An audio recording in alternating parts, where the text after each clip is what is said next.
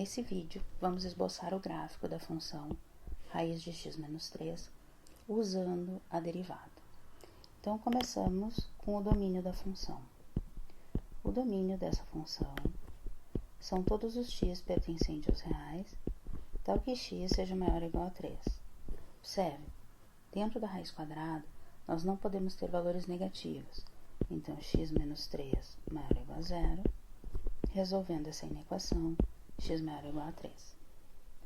Com isso, não faz sentido nós procurarmos a intersecção com o eixo y, porque a intersecção com o eixo y seria calcular o f de 0, e o 0 não pertence ao domínio da função.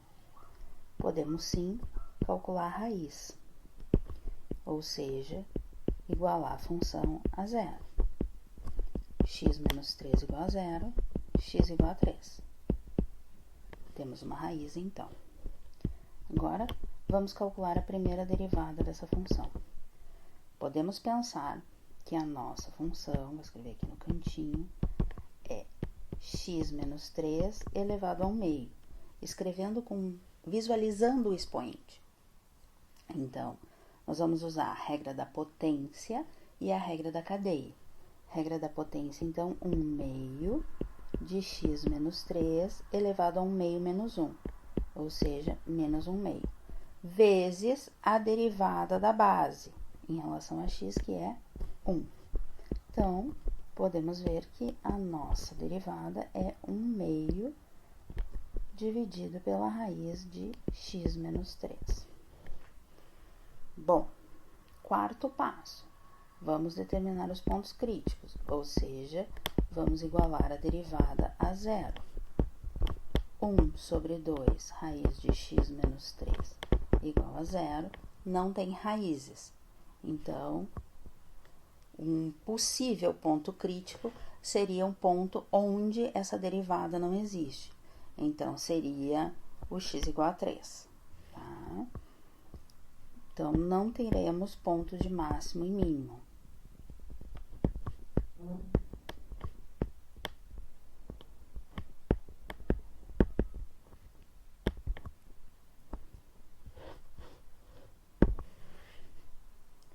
Próximo passo, intervalos de crescimento e decrescimento.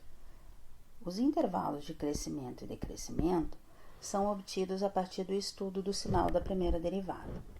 Como a nossa primeira derivada é dada por essa função, observe que nós temos um numerador positivo e um denominador que vai ser sempre positivo. Em 3, esse denominador não existe. Então, primeira derivada positiva significa que a função ela é crescente, de 3 até mais infinito.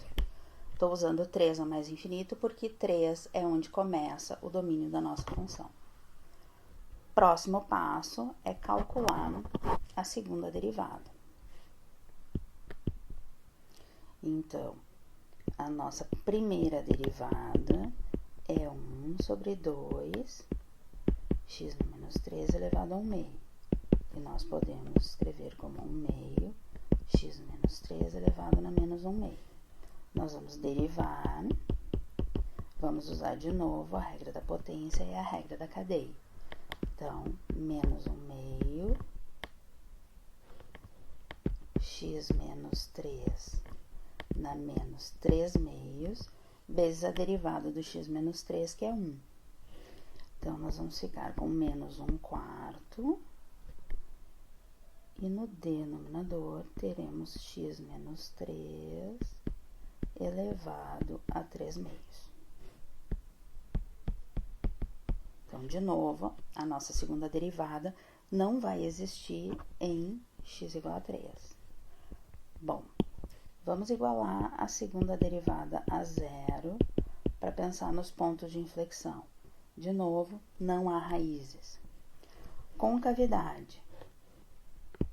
A concavidade dessa função. Vamos observar a expressão da nossa derivada. Segunda, aqui nós temos o sinal negativo e aqui é uma raiz quadrada. O resultado dessa raiz quadrada é sempre positivo. Então, o resultado dessa segunda derivada ele vai ser sempre negativo. Então, nós temos aqui uma segunda derivada negativa no domínio da função. Isso significa que a nossa concavidade é para baixo em todo o domínio da função, exceto no 3, porque no 3 a de segunda derivada não existe, tá? Então, de 3 até mais infinito, nós podemos dizer que nós temos uma concavidade voltada para baixo. Assíntotas horizontais e assíntotas verticais. Bom, assíntotas verticais nós não vamos ter, né? Então, assíntota horizontal, limite quando x tende a mais infinito da nossa função, vai resultar em mais infinito. Então, vocês podem observar o gráfico aqui ao lado. A função começa em x igual a 3, concavidade sempre para baixo, função crescente. Qual seria o ponto de mínimo da função? O ponto de mínimo da função seria o próprio x igual a 3, porque é o menor valor que a função assume, é o extremo do nosso intervalo, tá? Nesse ponto, a nossa derivada não existe. Então, reafirmando, limite quando x tende a infinito, infinito. Raiz, o x igual a 3. Concavidade para baixo, função crescente. Esse é o gráfico da nossa função. Lembrando que, se vocês escrevem a função como y igual a raiz de x menos 3 e elevam ao quadrado, vocês vão ter x menos 3 igual a y ao quadrado. Então, x... Aí vocês podem pensar, do ponto de vista da geometria analítica, uma parábola voltada para a direita com um vértice em 3, 0. Só que a nossa função é só metade dessa parábola voltada para a direita. Ok, pessoal? É isso. Espero que tenham entendido. Até o próximo vídeo.